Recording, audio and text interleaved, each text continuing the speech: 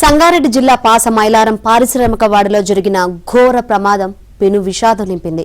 రాష్ట్ర చరిత్రలోనే ఘోరమైన పారిశ్రామిక ప్రమాదంగా నిలిచింది. ఈ ప్రమాదంలో మృతుల సంఖ్య అంతకంతకు పెరుగుతోంది. ఇప్పటి వరకు చనిపోయిన వారి సంఖ్య 42కు చేరింది. మృతుల సంఖ్య మరింత పెరిగే అవకాశం ఉంది. సహాయక చర్యలు కొనసాగుతున్నాయి. శిథిలాలు తొలగించే కొద్దీ మృతదేహాలు బయటపడుతున్నాయి.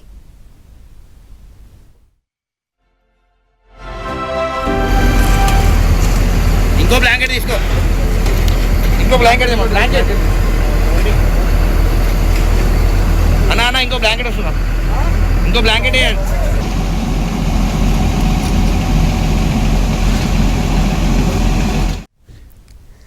సిగాచి రసాయన పరిశ్రమలో భారీ పేలుడు సంభవించి అగ్నికీలలు పేలుడు ధాటికి పక్కనే ఉన్న భవనం కూలిపోవడం, పార్క్ చేసిన వాహనాలకు నిప్పంటుకోవడంతో మరో కొంతమంది తీవ్రంగా గాయపడ్డారు. ప్రమాదం జరిగిన సమయంలో పరిశ్రమలో 155 మంది ఉన్నట్లు తెలుస్తుంది. ప్రమాదం నుంచి 57 మంది సురక్షితంగా బయటపడినట్లు అధికారులు చెబుతున్నారు.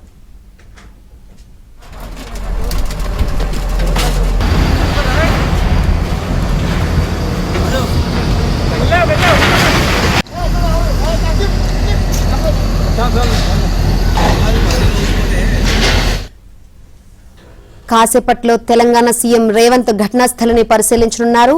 ముందుగా ఆసుపత్రిలో చికిత్స పొందుతున్న క్షతగాత్రులను సీఎం పరామర్శించనున్నారు. అటు సహాయక చర్యలు పర్యవేక్షించేందుకు ప్రభుత్వం ఓ కమిటీని ఏర్పాటు చేసింది. భవిష్యత్తులో ఇలాంటి ఘటనలు పునరావృతం కాకుండా చేపట్టాల్సిన చర్యలను ఈ కమిటీ సిఫార్సు చేయనుంది.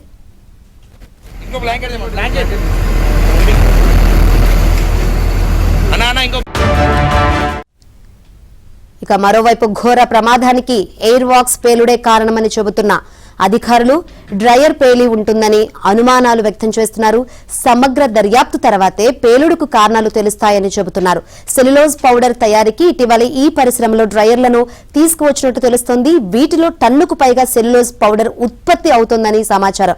ఇందులో వేడి తీవ్రతను స్థిరంగా ఉంచేందుకు ఫర్నేస్ ఆయిల్ ను వాడతారు. సెల్యులోజ్ పౌడర్ డ్రైయింగ్ సమయంలో డస్ట్ కాంపాక్ట్ కారణంగా వేడి తీవ్రమై వెంటిలేషన్ లోపంతో పేలుడు జరిగి ఉంటుందని పారిశ్రామిక నిపుణులు అనుమానిస్తున్నారు.